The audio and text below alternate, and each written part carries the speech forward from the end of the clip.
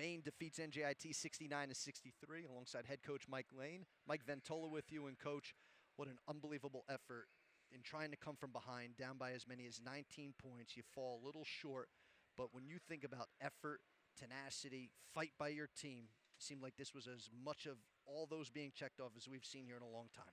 Yeah, that just, I mean, it's so, I said to him after right there into the basket, just that we went toe-to-toe with them. They're a team that is the standard bearer for our league. They've been in 7 straight championships. I don't care what their record is. They're really good. And, I'm just so amazingly proud of those girls. Like, we fought. We were down at half.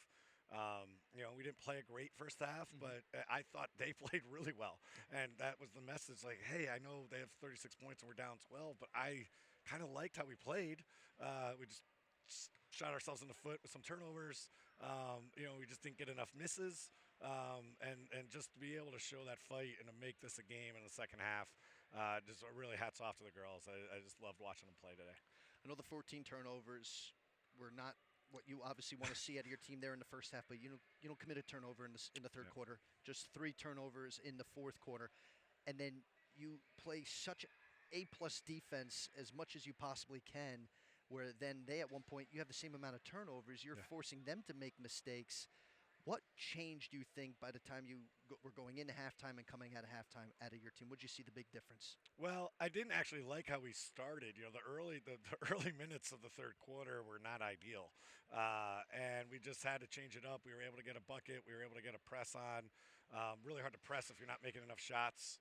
So we just didn't make enough shots really in that first quarter to try to apply some pressure. But I think our press just gave us energy, and normally a press can. And I think once we got energy, you can see how we played. Our pace was different. Really just even our attacking mentality. Our mentality was totally different. We were taking to the basket now. We were going right to the basket, getting contact. We didn't see that enough in the first 2 quarters. I just, again, to be able to play with those 14 turnovers, being very uneven, being choppy. I don't know if I would have thought we would come out and play a really clean third quarter, obviously, and then only 3 turnovers in the fourth quarter. But I like how we play. Oh, yes. When we're clean. I like that. So we got to move that forward. Before I ask you about a couple individuals on your side, number 33, Adriana Smith for them. 30 against UMass Lowell, 34 today. At one point, do you just tip your cap and say, job well done, kid? She made a shot over Miti that was a no-look shot. Right. And I've seen that on film. It's incredible. She just has amazing awareness, amazing touch around the basket. Not a lot of size. We thought maybe Trin's size could affect her, and I think it did early. In that first quarter, we were getting some misses, and I thought that might be a good thing. But, man, once she gets rolling, it's really hard to guard. She even made 2 outside jump shots today. She gets to the line. She's really good off the bounce. But her touch around the basket is just like nothing I've ever seen.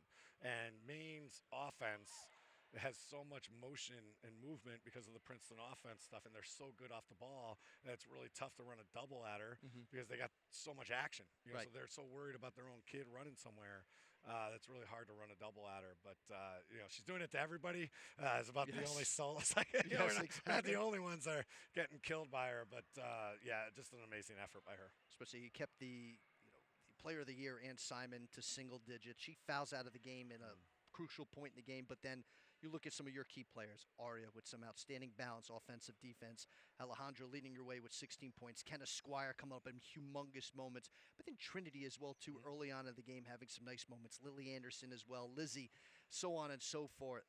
I know they're disappointed, but is your team, though, do you think they could find any solace knowing that, okay, we have something to build on here? Absolutely. And I think that was definitely the message after the game. I mean, they beat us by 34 points last time we were in this building. That's true. They beat us by 24 points in the semifinal.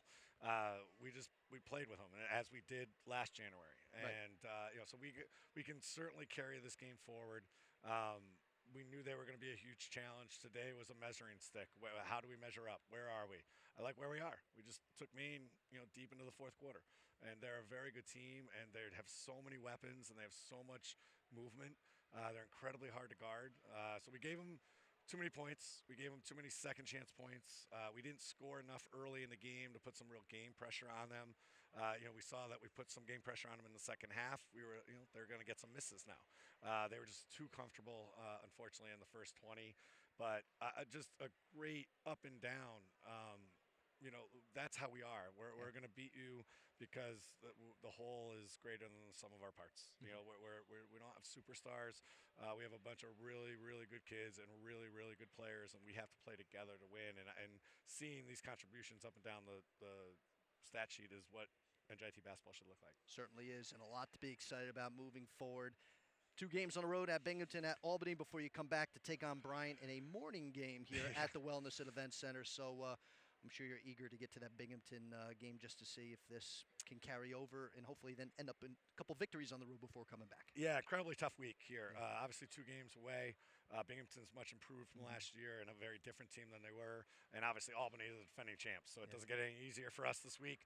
But this is what we do. This is what competitors want. We want to see how we measure up. And if we can give this effort and the heart and the grit that we showed today, we'll take every game. I'm not.